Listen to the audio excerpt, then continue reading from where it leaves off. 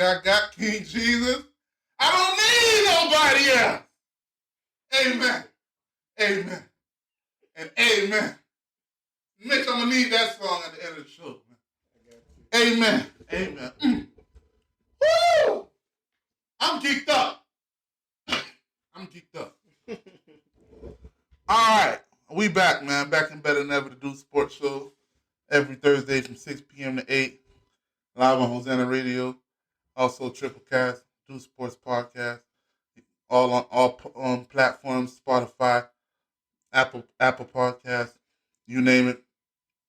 Also, we have the Facebook Sports Show on Facebook, the Do Sports on Sports Radio Show on Facebook Live as well.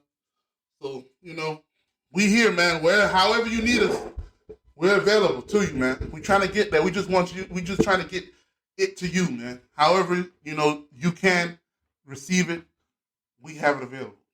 Now, as I was saying before the break, man, we got some games coming up, man. This week coming up, we play the Bills, man, on Saturday night. Saturday night. Hold on, is it week 15? Yeah. Saturday night.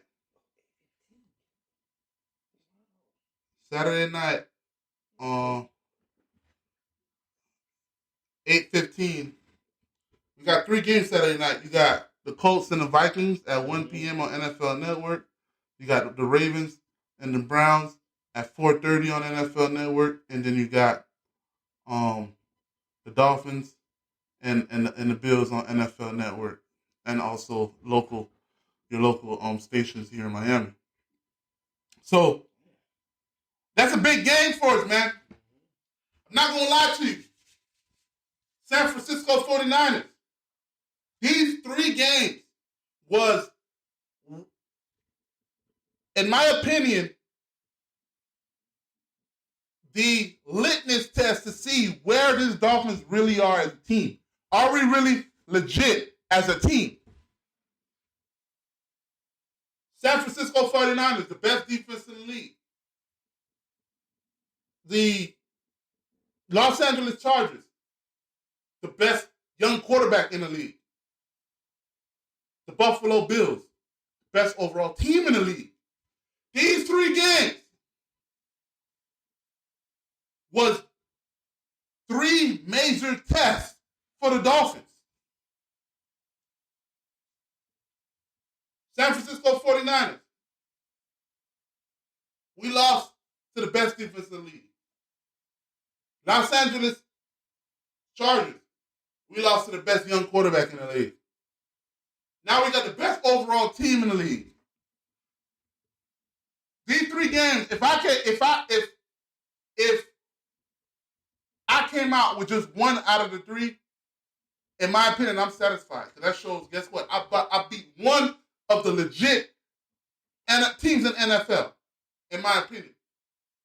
Now, if we had beat San Francisco 49ers, okay, that's a good sign. We beat the best defense in the league.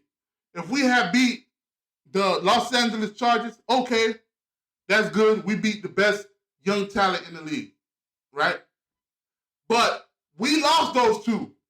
We lost San Francisco. We lost against Los Angeles Chargers. But here's the thing. If we come and beat the Bills, that win against the Bills overshadows both those losses. It atones for both those losses. If we beat the Bills, that shows we're in good shape. And that 1 win against the Bills weighs more than those 2 losses against the Los Angeles Chargers and the San Francisco 49ers, in my opinion. Right? So this is it. It's a snow game. Big snow. Piles of snow. 6 inches It's good. It's a snow game, man. It's a snow game. Now, this week in the training facility, they've put the temperature to the lowest it could possibly be in the temperature in the facility that they're in, so they can get used to the cold. Now, with the Dolphins, I said this before, right? Let me get back to, because I wanted to talk about this game as well. I wanted to talk about the San Francisco 49ers, right? But before I go talk about the San Francisco 49ers, let me get my point off on this. I said it before break. It's all predicated on the running game, bro. We have established that Tua Tagovailoa, Tyreek Hill, Jalen Waddle, and Mike Gesicki, River Craycraft, we have a respected and established passing game in the NFL. We got that. We have that squared away. It's over. We're good with that. We have that squared away. We know we can play with the best of them in the passing game. We don't need to get any better with that, bro. I just showed you Tua has learned how to get back in rhythm within the game. So every aspect of the passing game, in terms of Tua and the overall offense, we have mastered it and progressed, and we're in good shape with that. But the running game, we're in trouble with that, man. And I have to say this. It don't freaking matter about the passing game with these games coming forward, bro. These games, these last 4 games of the season, these are playoff games, man. We still could potentially be kicked out of the playoffs, bro. So don't think we're going to the playoffs like we're automatically shooing for the playoffs. These next 4 games, bro, forget about the fact that you can pass the ball. It don't matter. Like, these games moving forward, it don't matter if you can pass the ball, bro. It don't. What matters is if you can run the ball. The Dolphins need to establish a running offense, man. You come from Kyle Shanahan. You come from a running scheme offense. Kyle Shanahan's offense. Mike Shanahan back in Denver. Mike Shanahan back in Washington with RG3. This is a running offense. Right? You need to focus on the running game. You have Myles Gaskin. Believe it or not, he's still on the team. He's on the bench. Myles Gaskin, for the last 2 years, was our starter running back, and he was giving us a better running game than what we got right now. Bring him off the bench. Put him in the game. He's going to get you some tough yards, man. We need to establish the running game, dog. We got the running back that came from San Francisco. He got hurt. We don't even know if we're going to get him that game. So we need you to get Myles Gaskin some run, and you need to come on, bro. 11 carries. You gave him 11 carries last game. And the game before that, you gave him 7 carries. He needs at least 15 to 20 carries, bro. Because he is liable to break one, man. We need to run the ball. We need to focus on running the ball. Forget the passing. I need you to at least give me 30 attempts, running attempts in this game. You give me 30 running attempts, no matter how they go, we will be in good shape. But if you only put out 11 carries, 15 carries for the game, we're going to lose, bro. Off rip. We're going to lose. Bro, it's about the running game. Period and point blank.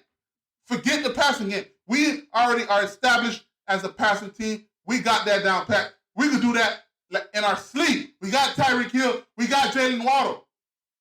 I'm not worried about the passing game, dog. For the first time in 10 years, I am not worried about the passing game. For the first time in 10 years, I'm here saying I am not worried about the passing game. Can you believe that I'm saying such a thing? Bro, we have went 10 years crying about a quarterback, crying about, the quarterback play, crying about the franchise quarterback. This is the first time in 10 years that I'm here coming to you saying that we do not need to worry about the passing game because we have a top 10 passing offense in the league. Can you believe that I'm saying that right now? And I'm coming here telling you that even though we have a top 10 passing game, which we haven't had in 10 years, this is arguably the best passing offense we've had since I've been watching the Dolphins. And I'm here telling you right now, that don't matter. It don't matter. So what? We have a good passing game. What's more important is the running game, bro. The running game. It don't matter if we have a top 10 offense passing wise. What matters is that our team can establish the run. And if you can't establish the run, shouts out to McKenzie. Thank you for tuning in. Thank you for watching us on the Facebook Live. He's saying first time since Marino. Forget that. It's the first time since Marino that we've had that we've had a legitimate passing offense. And I'm here to tell you on the Dude Sports Show, Dude Sports Podcast, and on Facebook Live that it don't freaking matter. It do not matter. What matters is us running the ball. Period. Point blank. If we can't run the ball, we're not winning any games. Moving forward. Period. Period. That's how I see. That's what I see right now, bro. If we can't run the ball, we dead, bro. We dead. We couldn't run the ball against Los Angeles Chargers. We couldn't run the ball against the San Francisco 49ers. And for them, as a defensive coordinator, they looking at you like, oh, you can't run the ball? That's like blood in the water, bro. That's like blood in the water. Now, all they're going to do is just blitz every play and stick to the receivers like glue because they don't respect your running game. You can't even run no play-action pass, bro.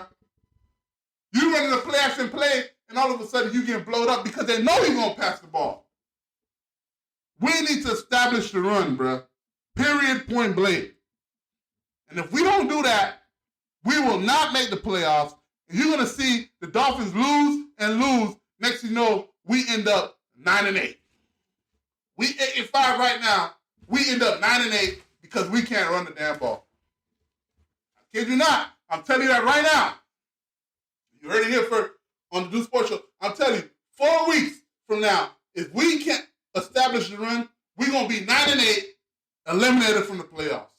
That's all I'm saying with that.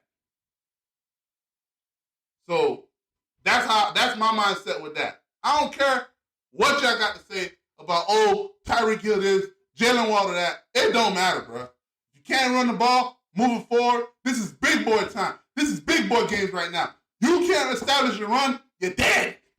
You're dead. You're dead. And that's all I got to say with that. The Dolphins play Saturday at 8:15 against on the NFL Network against the Buffalo Bills. Now, there's something I wanted to say before I move forward because there's something that I noticed 2 weeks ago when the Dolphins played San Francisco, right? This is something I have to bring up before I forget, right?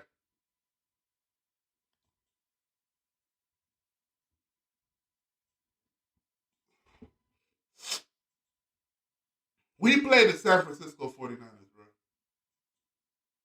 Right? We all remember that, right? We lost to the San Francisco 49ers. What is it? Right? We lost 33-17. And I kid you not, bro. That game should have been won. Right? Now, the reason that I'm bringing this game up, give me 1 second.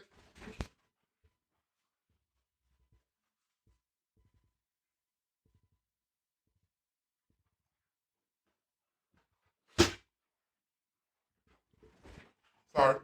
The reason that I'm bringing this game up, right, is because this is something that I noticed that people are not noticing, or people are starting to notice, right?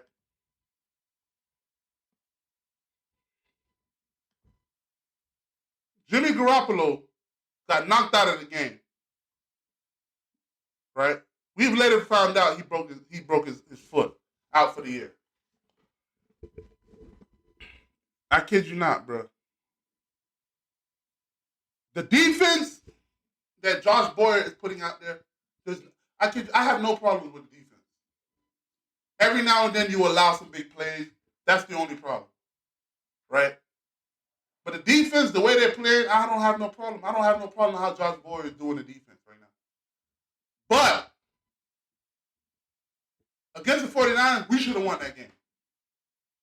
And this quarterback named Brock Purdy, Mr. Irrelevant, the last pick of the 2021 NFL draft.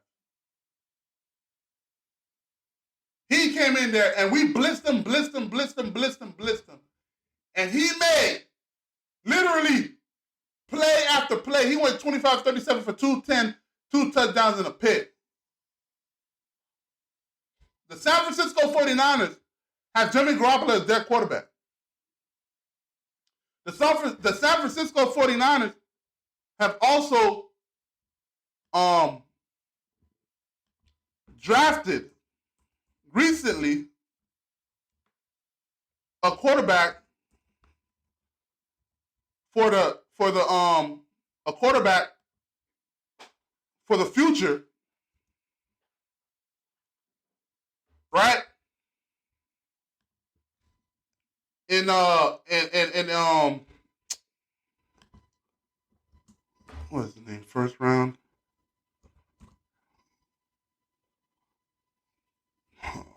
49ers.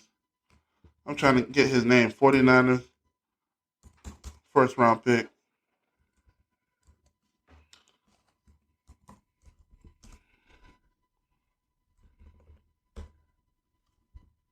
First round pick. Yeah.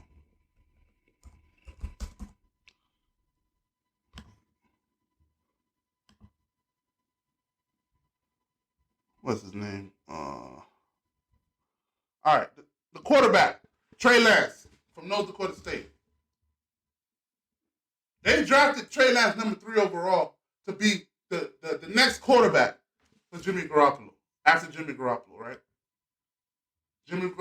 Trey Lance got hurt. Trey Lance still is learning the game and whatnot. But I'm not going to lie to you. There's certain things that happen in the NFL that you see as special. When I see Brock Purdy come in the game and us, we going after him like dogs going after raw meat. And he was throwing, completing after completion after completion. You heard it here first on the Deuce Sports Show, the Deuce Facebook Live Show, and the Deuce Sports Podcast. San Francisco 49ers quarterback of the future is not Trey Lance and is not Jimmy Garoppolo. Their new quarterback and franchise quarterback moving forward will be Brock Purdy. You hear it here first. I'm making a declaration. Tom Brady, he got drafted in the 6th round, backing up Drew Bledsoe. Drew Bledsoe just had got a contract extension as the quarterback for the New England Patriots. If I'm not mistaken, Drew Bledsoe got hurt. Tom Brady came in, and all of a sudden, he started playing really well to the point where they decided to move forward with him as a starter because he played so well. Brock Purdy is the last pick in the draft. This is lower than 6th round. He has come in the last 2 games. And he has come in the last 2 games and has gone 2-0. He's beaten the Dolphins. And he's went on to beat the Tampa Bay Buccaneers. And I'm watching this guy on TV, and I'm like, yo, this guy is a starter in this league. He is special. The way he plays, he plays like a above average quarterback, man. And I'm the type of person, I watch quarterbacks, I watch, games and whatnot. Josh Purdy,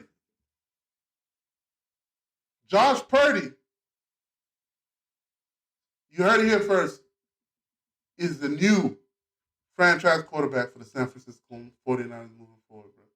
He is the new Tom Brady, Mr. Irrelevant, Brock Purdy. He is the new Tom Brady.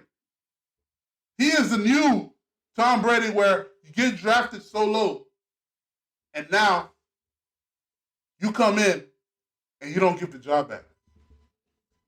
Brock Purdy is a star, man.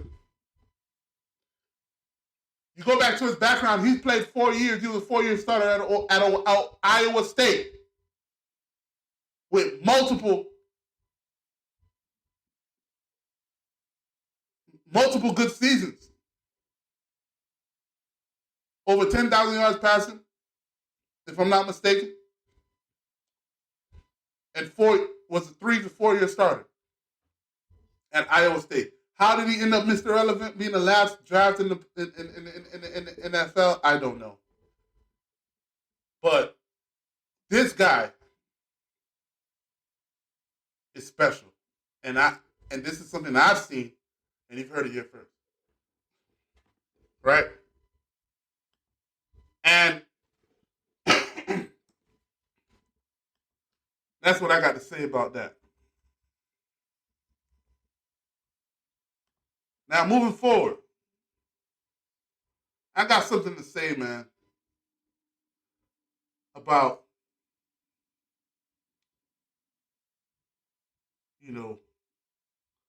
some of the events that's going on recently. And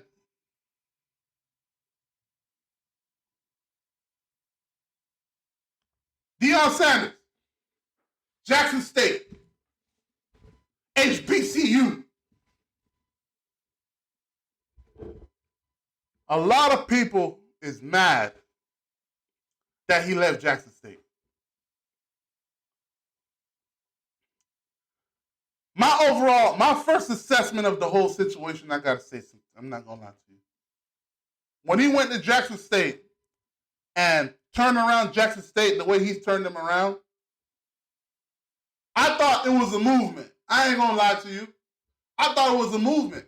I thought it was him that was gonna stay at Jackson State and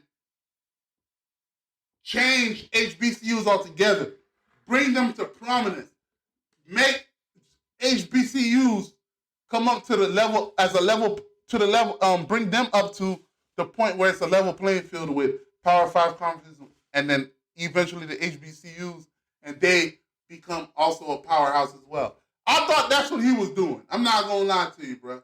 Because the way this movement was, bro, I thought he was gonna be there forever. I thought he was gonna be a legend over there. I thought he was gonna get to a point where he was gonna play big time colleges like Alabama and whatnot, and stuff like that, and turn them into a powerhouse.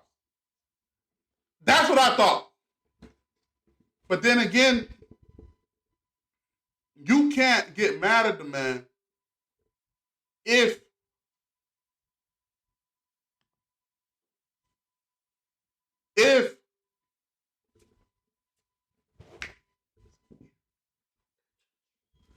you can't get mad at the man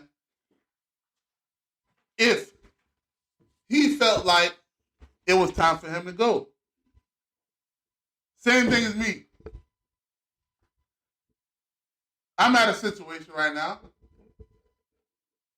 If I get a better opportunity that I didn't expect to come my way, you'll be a fool to be like, nah, I'm staying where I'm at. You'll be a fool if you don't look into it. You know what I'm saying? So, in my opinion, I feel like when he's seen a job like Colorado in the Pac-12 come knocking on his door, who got multiple, a bigger budget recruiting wise, you went from getting paid $300,000 a year to now $5.6 million a year. I mean, you can't get mad at the man. And in the interview after he got hired at Oklahoma, he said one thing. He said, as a football coach, you either get elevated or you get terminated. One or the other. That's what he said. You either get elevated or you get terminated. That's the name of the game when it comes to being a head coach. You got to respect that, man. You got to respect him wanting to go to... He mastered it. He went there for 3 years and won 2 championships. I'm always going to be a proponent for somebody that wants to better themselves and try a bigger challenge. Same thing I always say about Nick Saban. Nick Saban, you done won like 5 championships, bro. You are a top... Your team is in the top 4 and in the running for the championship every year. You're not bored at that, bro? You don't want to elevate, go to the NFL, see if you could, elevate and go to a higher challenge, like to see if you can do it. You can always, if you go to the NFL and flame out, bro, Alabama will take you back. Any other team, top team in the college, will take you. You don't have to worry about that. But my thing is, I always said with Nick Saban, is that it's like, Mackenzie, if you're watching, you know what we're talking about. Back in the day, we used to, when we played video games with me, you, Marvin, and them, our main goal is to beat the game. Once we beat the game, we don't even play no more. We move on to the next game. So we can beat that game. The main goal is to beat the game. That's how we was growing up playing video games. The main goal was to beat the game. Once we beat the game, we move on.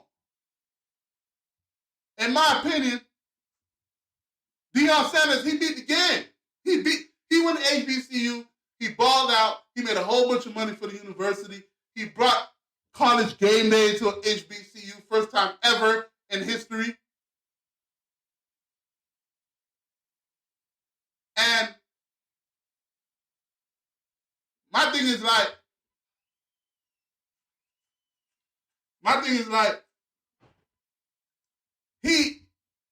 there was nothing else for him to really do. He won 2 championships in 3 years. He beat the game. Now, he wanted to move up and try another challenge. Try another game. What is wrong with that? What is wrong with trying to elevate and do something different? right? And in my opinion, I just feel like I'm always going to be for the person who wanted to better themselves and try something new, and try to better themselves as an individual. And on top of that, he earned that, man. He earned that offer from Colorado. He earned that 5 years, $5.6 million a year, $25 million deal. He earned that.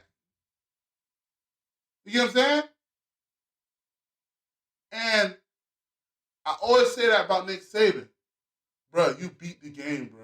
Like, Alabama's a powerhouse. Get you an heir apparent, groom them, and put them there, and then you go to NFL and try and progress there, bro, and see if you can become a good NFL head coach. Give yourself a challenge. That's the only problem I have when it comes to Nick Saban. Like, bro, you are the best college coach. You're the best college coach ever. You beat the game, bro. Go to the NFL and try to see if you could do something in the NFL. College will always be there. If you end up getting fired from college, from NFL, there will be a job for you in college. There will always be a job there for you in college. You get what I'm saying? Same thing with Gino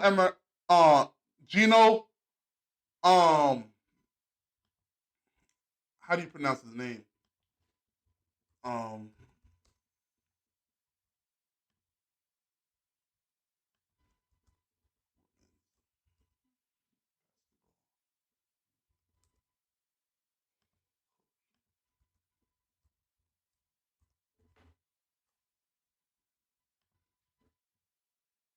Gino Auriemma. There you go.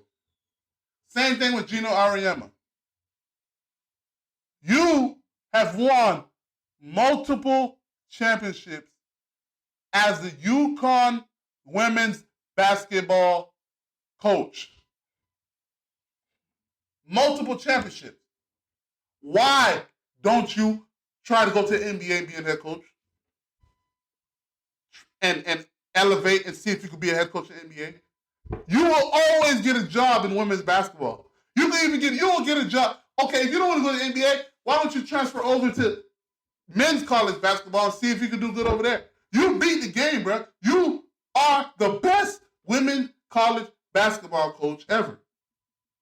Why don't you want to progress and see if you can do better, or see if what you can do in men's college basketball? Or matter of fact, you don't even have to go to men's. You can. I'm pretty sure NBA teams will give you an opportunity to be their head coach. Why don't you try to progress and see what you can do and move forward and see if you could be better? Like, and give yourself a challenge. I don't get that. So for everybody to bash Deion Sanders for leaving Jackson State, like, he's done everything he possibly could do for you. He's put you guys in a good spot, man. And he has brought notoriety to HBCUs. You think that's going to stop after he leaves? No, it's not going to stop after he leaves.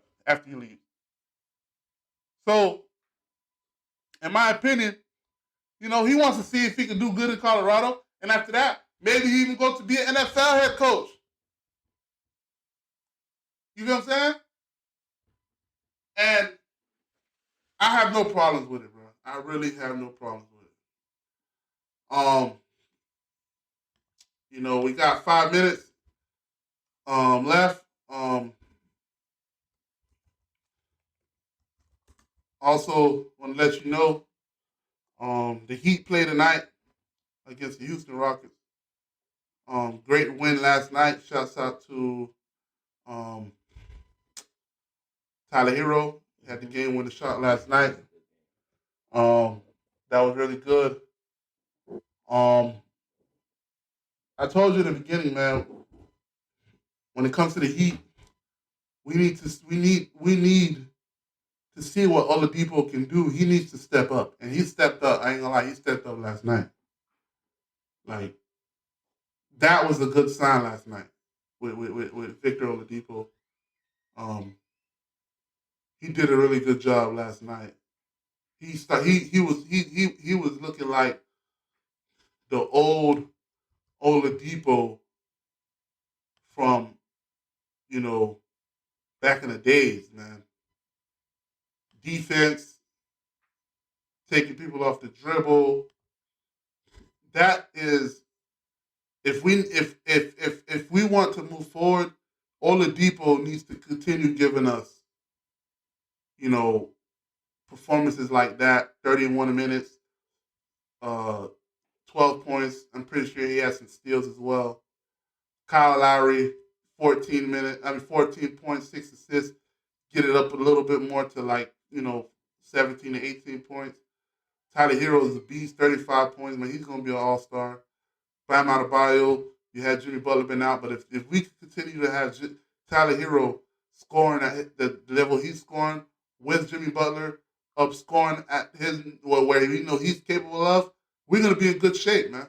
We're going to be in good shape because we're going to have pretty much 3 all-stars on one team in Jimmy Butler, Tyler Hero, Bam Adebayo, and then don't forget about Kyle Lowry, Victor Oladipo, Max Strus. And I continue, and shouts out to Duncan Robinson with 14 points last night. He's been getting killed.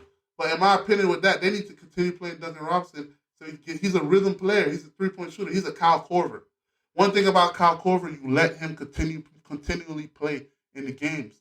Even though he's not playing up to rhythm, but he eventually plays out of it, plays back into rhythm, and he'll give you that big shot. They need to continue to keep Duncan Robinson on that floor and continue to let him play. So shouts out to Dwayne Dedman. He gave 6 points. 6 rebounds and 7 points. And then Dwayne Dedman is starting to hit 3-point shots. I don't know if you've seen that last night. That man hit 3-point shots. Shouts out to Caleb Martin. He's doing the dirty work for us. So we got a good team, man. I feel like we're in a good spot. We're hitting our stride. We're 14 and 15, and we're going to move forward and continue to get up more and more higher up in the standings. So, that's all I got for today. Thank you for tuning in. This is the Deuce Sports Show. We'll be back next week from 6 p.m. to 8. Thank you for tuning in to the Deuce Sports Show. Thank you for tuning in on Facebook Live. Thank you for everybody that tuned in on there. Corporal West, on McKenzie. Thank you for everybody that also will continue tuning in on the Deuce Sports Podcast on Apple and Spotify and all major platforms, and also on Hosanna Radio. Thank you for tuning in to the Deuce Sports Podcast. My name is Alvis Deuce. It was a pleasure being here with you guys tonight. Shouts out to my brother Mitch on the ones and twos. Thank you once again. This is Deuce Sports Show signing out. See you next week.